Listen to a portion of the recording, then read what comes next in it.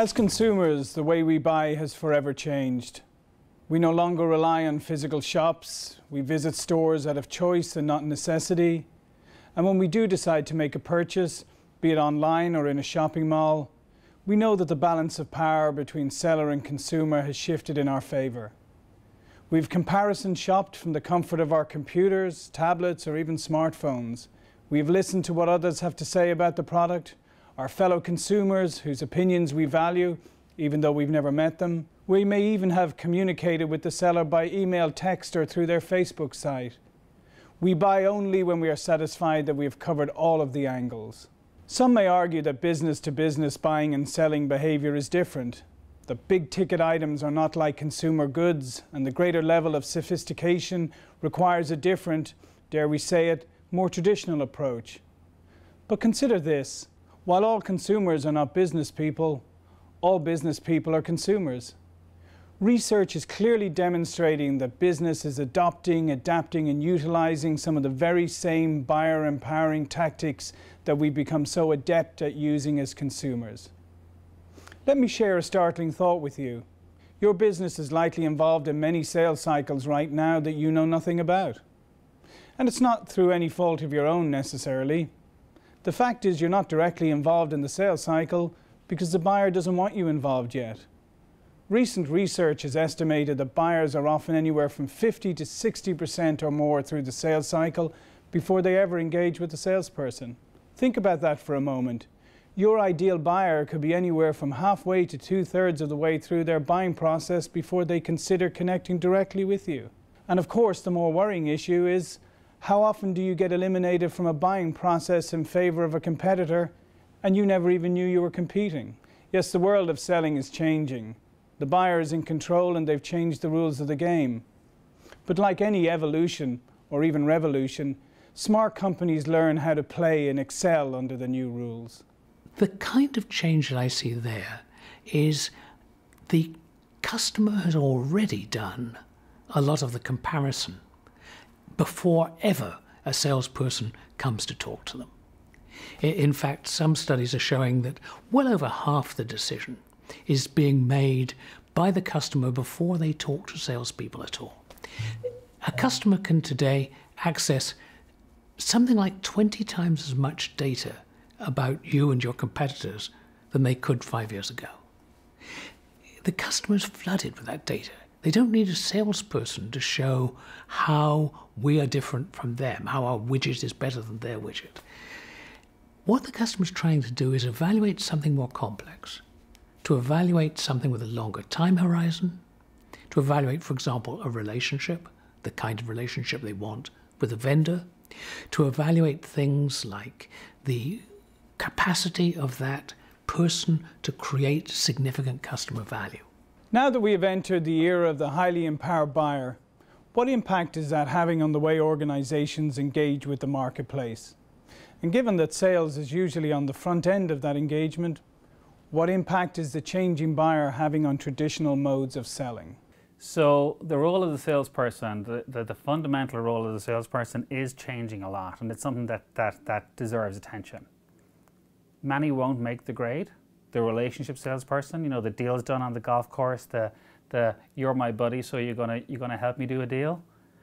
The relationship salesperson is now the most ineffective of all kinds of salespeople.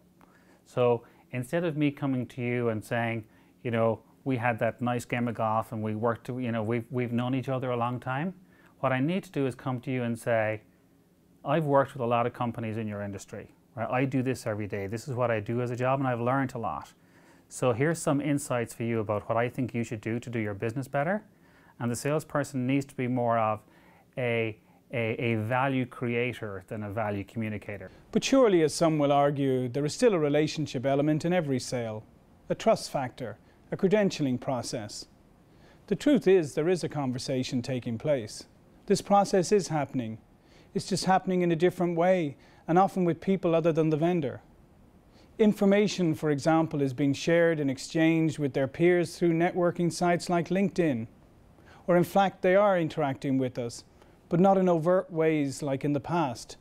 They may be asking questions on our LinkedIn group or accessing information for our website or YouTube site. The challenge that we have as sales and marketing professionals is by not being in the room, in the conversation, when that information is changing hands, we miss out on the understanding of how that information impacted the buyer. We don't see their body language. We don't see if they're interested and engaged or disinterested and disengaged.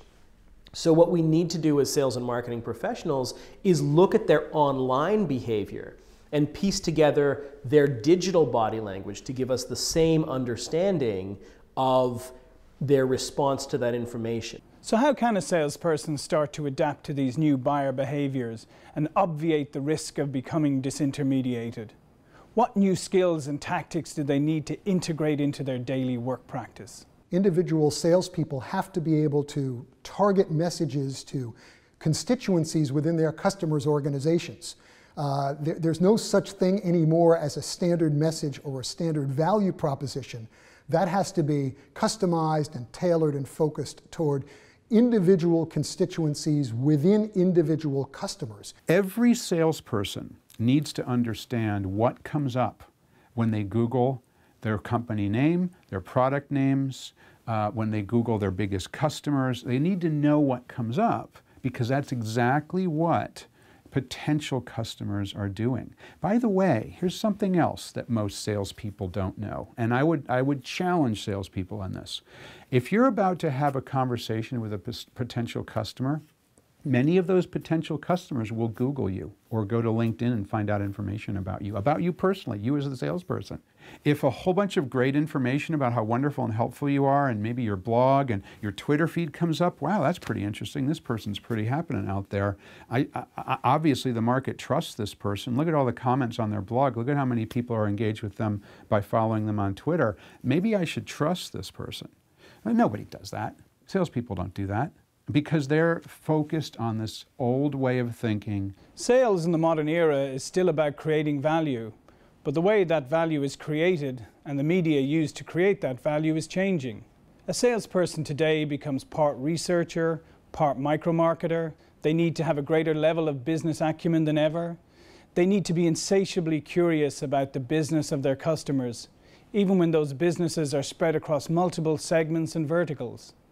They need to be bringing insight and ideas to their customers and creating value at every juncture of the buying cycle, understanding that the velocity of business change is only increasing. Many salespeople might not make the grade because it's hard work, because you've got to do the research, you've got to learn enough about the business to have insight, and once you do that, your relationship changes dramatically, and it's not about a relationship.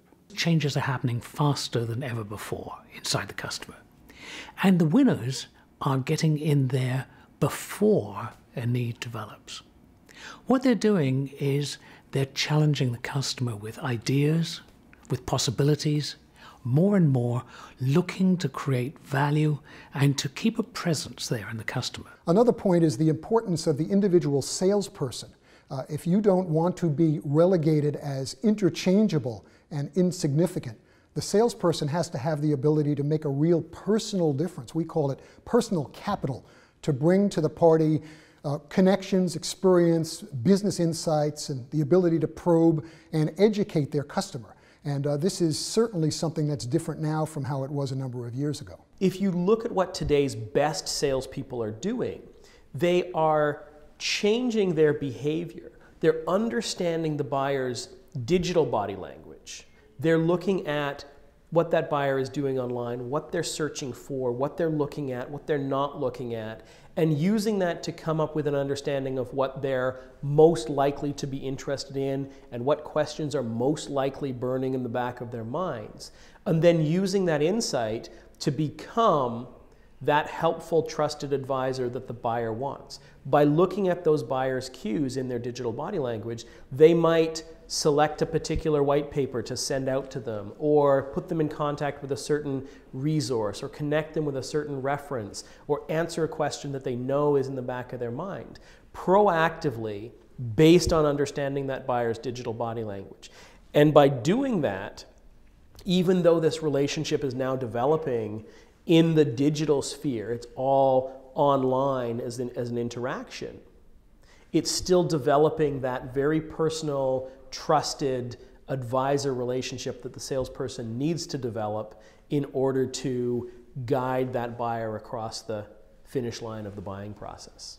As we have heard, the challenge for sales is creating value through the buying cycle, whether engaging early with the customer to provide business insights and help the customer through their journey, or later in the process where they have observed and understood the digital body language of the buyer as they have gone through a discovery process that has been facilitated more directly by marketing.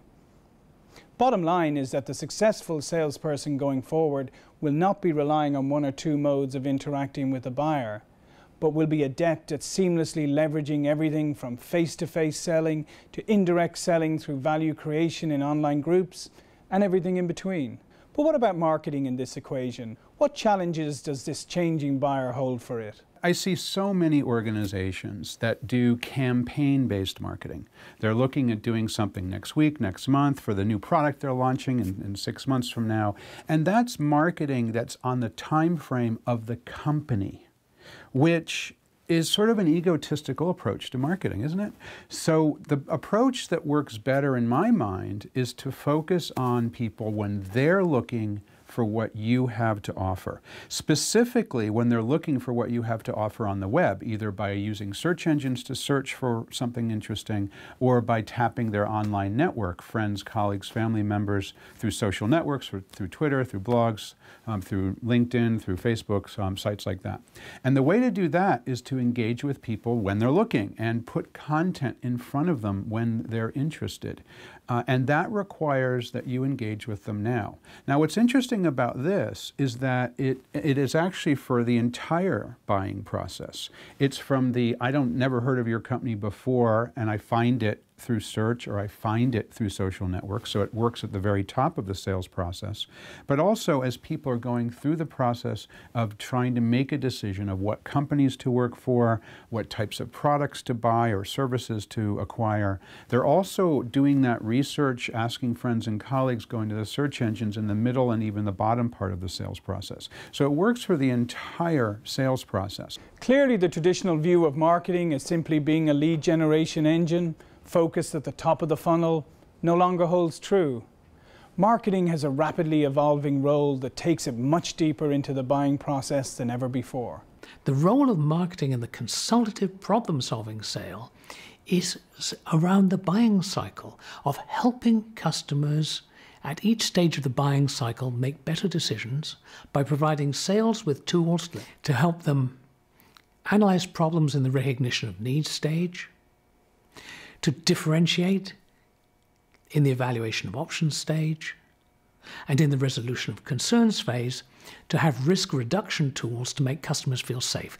Things like case studies, videos, site visits, anything that will help the customer feel safe. In many cases, marketing is looking at things from a product-centric approach. And that is, if we build the product that we believe meets the market needs, whether it does or not, it's up to the salespeople to sell that product or push it out into the market. We don't believe that marketing in many cases gives salespeople what they need from a tools perspective, from a messaging perspective, from a targeting perspective, in order to be able to be successful. What marketing needs to focus on is indeed the number of leads and of opportunities, but also how can they increase the velocity at which those opportunities move through the sales cycle. What's the role of marketing in supporting sales when the salesperson is trying to increase their average deal value, when they're trying to increase their win rate, when they're trying to shorten their sales cycle, or when they're trying to move things through the funnel? Organizations need to recognize that the part marketing plays in the buying process is expanded, and that it has a role to play at every phase of the cycle. Sometimes that role will be the primary one, where they are the main interface between the organization and the buyer, supplying them with the information they need, helping to create value for them by uncovering the needs of the buyer and facilitating their discovery process. Sometimes their role will be a supporting one, helping sales customize their value proposition or supplying them with the tools to help the buyer better evaluate them. Sometimes it'll be a partnering role, where both sales and marketing are working together to help the buyer make their final decisions and resolve any concerns they have through relevant success stories and access to testimonials. Whatever the role they are playing, the important point is that they are now playing a role at every stage, not just the front end. To look at it another way, the revenue generation process has become a continuum where sales and marketing are constantly and consistently engaged with their market in a much more fluid, overlapping and ultimately partnering way. But this can only be achieved through genuine sales and marketing alignment that goes well beyond the limited definition of alignment that most organizations labor under. So sales and marketing alignment is kind of a key issue that I think has come to the fore a lot more recently. In the past, if you kind of look at sales and marketing folks, they've been in many ways misaligned. There's a stat that says marketing people think that 89% of the leads they give to salespeople are good. Salespeople think that 25% of what they get are good. Salespeople think they do all the work, you know, and marketing people just color the pictures, right? And in truth, what needs to happen is they're both right, and they both need to change. So marketing folks have focused on generating leads, building brand, doing those kind of things, and if you like, bringing stuff in the top of the sales funnel. The reality is number of leads is just one of the factors or one of the levers that govern how you drive revenue. Clearly, marketing's move beyond its traditional prime the pump role into a value creation role requires a level of organizational flexibility. And those organizations which can accommodate less rigidly defined sales and marketing structures and modes of operating will gain distinct advantage. Insight and content have real value, but their value can remain unrealized if they are not delivered in ways that the buyer wants to receive them. So leveraging multiple communications channels becomes critical. We're going to see a blurring between the work life and the social life of our sales and marketing teams. Salespeople have got an important role to play in engaging across social media with their buyers and potential buyers, and the marketing teams have an important role in supplying content for that. Where I see the demarcation breaking down, however, is this whole, marketing creates leads and salespeople follows up on leads. That's where it's completely breaking down, because there's no longer this strict way of I create leads and then you close leads, because everybody can create content. The salesperson can create content that the buyers will see. The marketers create content that the buyers see. The marketers are creating content for the entire sales process. So there's no longer this strict, handoff. The salesperson gets the leads after the marketers create the lead. If the nature of how a trust relationship is established between the buyer and the seller is changing, and to a large degree this process has been wrestled away from the seller by the buyer, and indeed other third parties that enable and empower buyers, how does an organization need to adapt to this change? I think that as we move into this new era, companies need to think much more about a two-way dialogue rather than broadcasting. And why that's interesting is because most companies don't really operate like that. They think about pushing out their messages and promoting their brand, but they don't tend to think about that two-way dialogue. In fact, let's face it, the only time we have a two-way dialogue with a company is often when we make a complaint and we call the call centre. So what do I think the implications are? I think that the implications are, firstly, that these non-owned channels, the social media channels, think Facebook, think LinkedIn, these non-owned channels are often the ones where we can build that two-way relationship between buyers and sellers. I think the implication for sales is that we're going to have to use these channels more actively as part of our relationship building. The implication for marketing is that marketing is going to have to ensure that our brand and our presence, so the whole company profile, is similar across those channels, so that it looks like one united front, one single unified brand. If you look at the nature of how humans shift their perspectives, much of it comes down to trust. Much of it comes down to trusting the source of the information rather than just looking at the information itself. So to better align our sales and marketing organizations around this, we need to begin to understand who is sharing the information. Is a prospective buyer getting their information from someone that they trust, who's a known influencer in the space, who is likely to cause that person's perspective to shift, or are they getting the information from someone who they have no respect for, who they don't trust, who is not an influencer in the space? So here we are in a brave new world where the buyer-seller relationship is built on the foundation of an ongoing dialogue. One that may begin early in the sales process through providing business insights and thought-provoking ideas, and it may be the salesperson who is the driver of this, or indeed it may be the marketing person. It may be done directly, face-to-face, or indirectly through networking sites or blogs.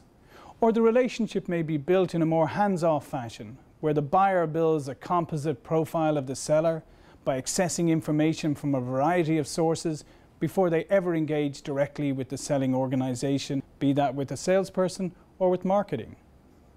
The underlying challenges are obvious. Firstly, your organization must be able to leverage all communication vehicles effectively, from traditional face-to-face to the plethora of digital media. Your salespeople need to be comfortable switching from mode to mode. Your marketing people need to be comfortable carrying the sales process further. Both parties need to work in tight collaboration to ensure the buyer gets what they want, when they want it, and through what medium they want it. Furthermore, it becomes critical that a selling organization understands that their messages, their communications, regardless of how it is delivered, must be buyer-focused, it must be consistent, and it must be valuable. It cannot simply fluctuate from marketing broadcast speak to sales product push, but rather it needs to be insightful, targeted, value-creating at every stage of the buying cycle. The solution is simple. If we focus on the buyer, learn their language and be guided by their preferences, and seek at every interaction, whether direct or indirect, to create value for them, then we will be very successful. But, as with all things, simple does not always equate to easy.